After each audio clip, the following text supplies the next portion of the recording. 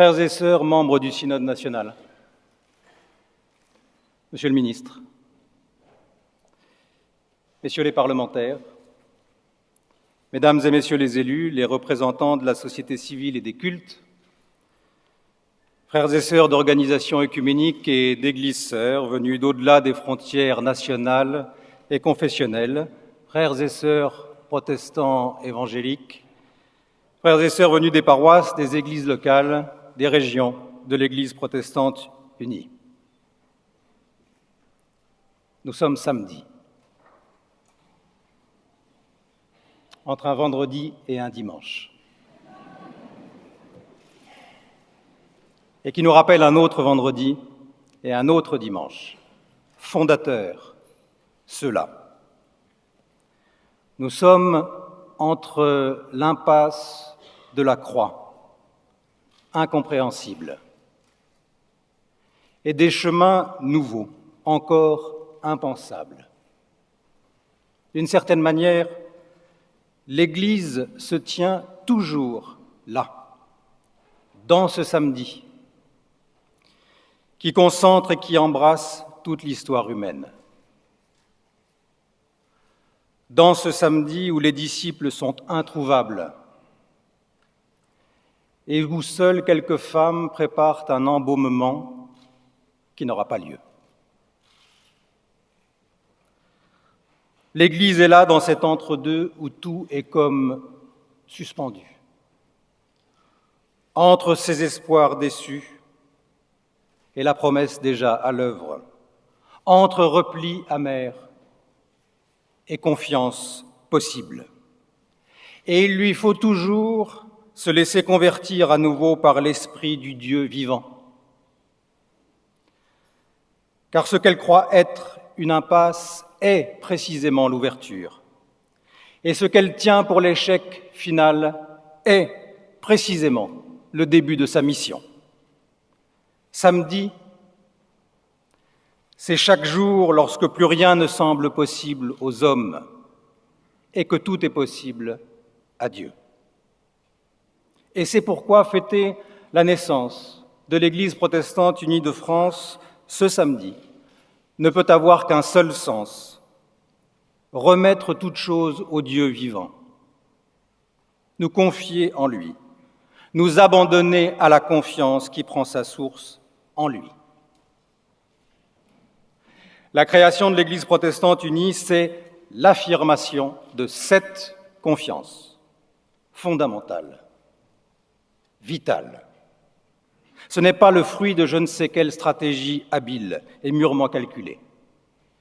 Il ne s'agirait alors que de cette espèce de fausse confiance dont on nous rebat les oreilles, qui s'apparente à la méthode Coué, qu'on invoque dans les salles des marchés financiers et dans les écoles de management, et qui n'est que la confiance en soi seule, en ses propres forces et capacités, et donc qui n'est au fond que méfiance ou défiance à l'égard des autres. La confiance dont je parle ici, c'est la confiance dont Dieu a fait le choix, une fois pour toutes. Et cette confiance, choisie par Dieu, pour nous, c'est une confiance reçue, une confiance qui fait vivre, une confiance qui engage. C'est une confiance reçue, car si nous sommes ce que nous sommes aujourd'hui, nous le devons d'abord à d'autres. Bien sûr, il ne saurait être question d'oublier tout le travail patient qui nous a conduits jusqu'à ce samedi 11 mai. L'effort a été multiple, la tâche, c'est vrai, considérable. L'appel, presque le défi lancé par la paroisse de Bourg-la-Reine, repris par le synode de Soissons, confirmé en 2007 lors du synode conjoint de Sochaux, ce défi a été relevé. Relevé par toutes celles et tous ceux qui s'y sont attelés, depuis les commissions spécialisées jusqu'aux assemblées générales des associations cultuelles. Et il a été relevé en temps et en heure. Mais si nous avons pu mener ce travail à bien, c'est parce que nous avons été travaillés, plus encore que nous n'avons travaillé. Nous avons, si je puis dire, nous avons été agis, plus encore que nous n'avons agi. Car l'Église protestante unie est le fruit, un fruit, du mouvement œcuménique. En 1910, la conférence d'Édimbourg a appelé à mettre au premier plan la mission de l'Église et à relativiser du même coup les identités confessionnelles. En 1934, la déclaration de Barmen a uni luthériens et réformés pour affirmer l'autorité ultime du seul Jésus-Christ face à l'idolâtrie nazie. Et avec la sève de l'Église confessante, elle a irrigué tout le protestantisme d'après-guerre, notamment en France. En 1948, la fondation du Conseil œcuménique a placé la recherche de l'unité visible au cœur de la vie des Églises. En 1962, le Concile Vatican II a montré combien l'espérance œcuménique pouvait rencontrer d'écho au sein de l'Église la plus importante et la transformer, alors que beaucoup la pensaient immobile et immuable. En 1973, la Concorde de Leuenberg a proposé un modèle d'unité fondé non plus sur l'uniformité et la méfiance à l'égard des originalités, mais au contraire sur la diversité réconciliée. À travers cette histoire, c'est l'Esprit du Dieu vivant qui est à l'œuvre. Nous qui étions loin les uns des autres, et parfois même antagonistes, nous avons été rendus proches. Nous avons fait l'expérience d'être réconciliés par le Christ, qui est notre paix. En lui, Dieu le premier a fait ce choix de la réconciliation. Il l'a fait une fois pour toutes et il tisse à nouveau chaque jour le choix de la confiance, le choix de la foi. La foi de Jésus-Christ, c'est la foi qui nous est donnée. C'est pourquoi nous attestons qu'il est bon de faire confiance à l'autre. Nous refusons les postures identitaires. Elles procèdent de la peur et de l'illusion, la peur de l'autre et l'illusion que l'on pourrait exister sans lui, voire contre lui. C'est vrai entre chrétiens. Et c'est pourquoi nous confessons que notre Église et que toute Église est un des visages seulement, de l'unique Église du Christ. Et nous nous réjouissons même de la pluri-appartenance ecclésiale de certains chrétiens, qui manifestent ainsi que l'Évangile déborde les limites confessionnelles et les frontières culturelles. Nous récusons aussi les postures identitaires dans le champ social. On peut bien sûr comprendre les racines de ces peurs et de ces illusions, des racines parfois très réelles et parfois aussi très instrumentalisées. Mais on ne saurait se résigner ni à les laisser se répandre, ni à simplement se désoler de leurs effets néfastes. Nous avons besoin les uns des autres. Notre société rongée par la défiance a besoin de cette hospitalité fondamentale. Est-ce naïf de le dire? Au contraire, c'est profondément réaliste. Aucun d'entre nous ne serait ici s'il n'avait été lui-même d'abord accueilli à sa naissance et plusieurs fois dans sa vie.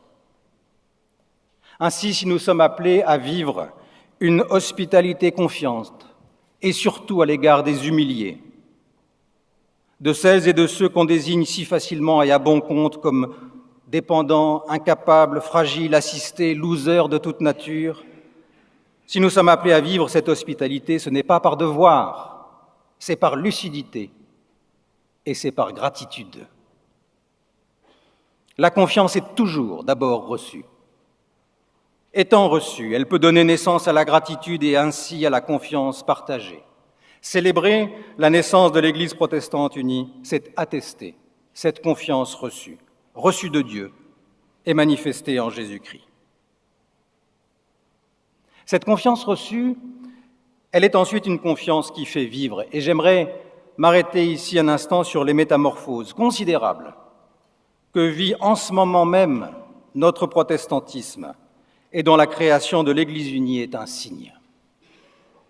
Depuis son apparition et pendant 5 siècles, être protestant en France ce fut ne pas être catholique. Les protestants ont constitué une sorte d'alternative ultra-minoritaire au culte dominant. C'était pour leur malheur en période de persécution, c'était pour leur fierté quand ils étaient identifiés du côté du progrès, de la République ou de la laïcité. Et ce fut une ressource identitaire inépuisable et au fond confortable. Le protestantisme vivait en quelque sorte appuyé contre le catholicisme. Il a donc développé une manière d'être Église adaptée à ce contexte. Il s'est compris comme un petit troupeau, pour reprendre une image biblique. Un petit troupeau se serrant les coudes, tissant des solidarités internes fortes, aimant les marqueurs discrets et perceptibles par les seuls initiés, vérifiant régulièrement sa fidélité. Et cette manière d'être Église, pertinente alors, lui a permis de traverser les épreuves et les siècles. Mais ce monde a changé. Et même, il disparaît. Les institutions religieuses sont désormais marginales. Les convictions sont individualisées. Les affiliations sont fluctuantes. Depuis 2008, les personnes agnostiques et athées déclarées sont majoritaires en France. Le catholicisme, bien sûr, mais aussi l'ensemble cumulé des cultes est de plus en plus minoritaire. Le protestantisme français ne peut donc plus exister en s'appuyant contre un autre culte. Il ne faut pas s'en désoler.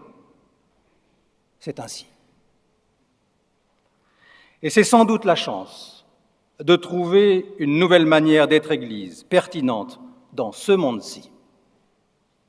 C'est notre grand défi pour cette génération-ci. Intégrer ce renversement complet de ce que nous avons longtemps été pour être fidèles aujourd'hui et demain à l'Évangile que nous avons reçu, à notre manière de le comprendre et de le partager. Il s'agit pour notre protestantisme, en forçant le trait, de passer de la connivence au partage, de l'entre-soi à la rencontre, d'une Église qui se serre les coudes à une Église qui ouvre les bras, d'une Église de membres à une Église de témoins. Cette mutation n'est pas à venir, elle est en cours. Nous y sommes déjà engagés. De multiples signes le montrent, par exemple dans bien des paroisses qui osent des projets hors les murs, dans le recrutement plus diversifié des responsables locaux, dans les étudiants de nos facultés de théologie venus des horizons les plus variés, dans la volonté de renforcer les liens avec les associations et mouvements d'origine protestante. C'est encore le sens de la dynamique « Écoute, Dieu nous parle » qui a accompagné la création de l'Église unie et dans laquelle le « nous » ne signifie précisément pas un petit troupeau privilégié, mais un désir d'écoute partagée.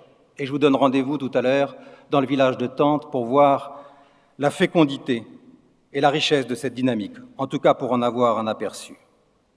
C'est également le sens du projet qui sera lancé le samedi 11 octobre 2014 et qui nous conduira jusqu'en 2017, sous le titre « Protester pour Dieu, protester pour l'homme ». Quelles sont nos thèses pour l'Évangile aujourd'hui ? Dans la perspective des 500 ans de la Réforme, nous nous inspirerons de Martin Luther pour nous interroger tous ensemble, et le plus largement possible, quelles sont nos thèses, c'est-à-dire nos convictions partagées, engagées pour l'Évangile aujourd'hui. Loin de nous contenter de répéter ce que nos pères dans la foi nous ont transmis, comment nous approprions-nous l'Évangile que nous avons reçu et qui nous fait vivre ? Personnellement et collectivement, quels sont nos mots pour le goûter, le célébrer, le partager ? Comment le manifesterons-nous ? Ce que nous pouvons percevoir dans toutes ces mutations du petit protestantisme luthérien et réformé français, des mutations plus radicales que ce que nous pensons souvent, ce que nous pouvons voir, c'est une confiance à l'œuvre. Une confiance reçue, je l'ai dit, et une confiance qui fait vivre. Autrement dit, une confiance en demain. Oui, demain vaut la peine d'aujourd'hui. Demain vaut la joie d'aujourd'hui. Demain vaut l'espérance lucide et active d'aujourd'hui. Et les 1000 raisons sociales, économiques, financières, écologiques de considérer l'avenir comme menaçant, et pire encore, comme illisible, ne sauraient abattre ceci, celui qui en Jésus-Christ a plongé au cœur de la condition humaine, celui qui a laissé le tombeau vide, celui qui le premier nous fait confiance, nous donne rendez-vous demain. Il nous y précède et il vient à notre rencontre. Célébrer la naissance de l'Église protestante unie, c'est attester une confiance reçue, c'est attester une confiance qui fait vivre et qui fera vivre demain, et c'est pourquoi c'est attester une confiance qui engage. Je terminerai par là, une confiance qui engage. Nous croyons que Dieu aime le monde, et même qu'il le kiffe. Pas qu'il le kiffe grave, mais qu'il le kiffe en grand. C'est ce qui sera dit, répété, célébré, fêté, chanté, joué fin juillet à Grenoble lors du rassemblement jeunesse de notre Église et d'au-delà. Et c'est parce que Dieu aime le monde et ses habitants qu'il s'y est fait connaître comme un serviteur. Au cœur de l'Évangile, il y a cette découverte que Dieu vient non pas pour être servi, mais pour servir, pour nous servir. En Christ, le Dieu vivant se met à nos pieds. La hauteur où Dieu se trouve désormais, c'est au ras du sol. Quand nous osons nous abandonner à ce service renversant, alors nous éprouvons que notre vie entière est entre ses mains, que ce qui semble humble devient glorieux, que ce qui est faible devient fort. Par amour, pour rien, par grâce, il nous dégage de toute fausse valeur, de tout pouvoir, de toute fatalité. Et surtout, il nous dégage de nous-mêmes. Et c'est d'être ainsi dégagé du souci de nous-mêmes qui nous engage au service des hommes. C'est pourquoi l'Église protestante unie n'a pas sa fin en soi, mais dans un renouveau de sa mission, de son service. C'est le motif pour lequel elle a été créée. C'est la raison pour laquelle nous sommes ici. La confiance reçue de Dieu, cette confiance qui fait vivre, est une confiance qui nous engage. Nous voulons donc attester qu'il est bon de servir. Il est bon de servir en s'engageant dans la prière, qui élargit notre vie aux dimensions de l'amour de Dieu pour le monde. Il est bon de s'engager pour servir dans la diaconie, le service social, qui nous rend vulnérables aux autres et à Dieu. Il est bon de servir en s'engageant dans le témoignage explicite qui sème à tout vent les graines du règne de Dieu. Ce sont là les 3 dimensions du service pour lequel Christ nous libère et dans lequel, lui, nous engage. Et c'est ainsi que nous rendons contagieuse la confiance que nous avons reçue et qui nous fait vivre. Oui, nous l'attestons. Il y a du bonheur à servir les autres, à s'engager pour eux. Pourtant, tout nous pousse à n'avoir que le souci de soi. Tout a commencé par la transformation du moindre événement, même intime, en spectacle, ou par l'idéologie du marché, quand elle devient une religion qui imprègne tout et qui fait de mes envies la seule mesure qui vaille. Mais nous croyons, et bien plus nous éprouvons, qu'il y a du bonheur à servir plus qu'à se servir.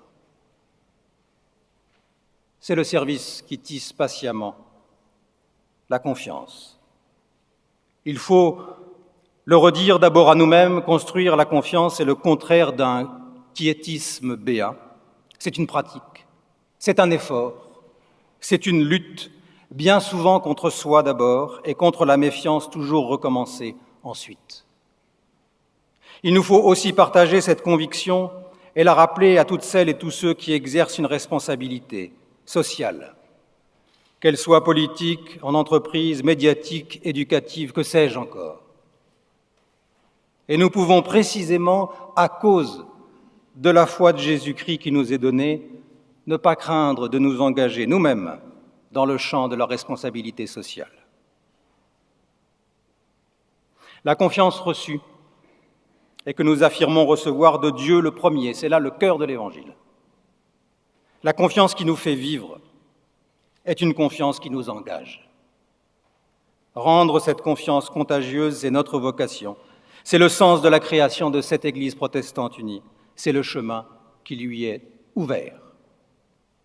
C'est pourquoi, ce samedi matin, dans cet entre-deux par lequel l'Église repasse toujours, je voudrais, tranquillement, mais clairement, affirmer que ce chemin est ouvert comme un chemin de bénédiction.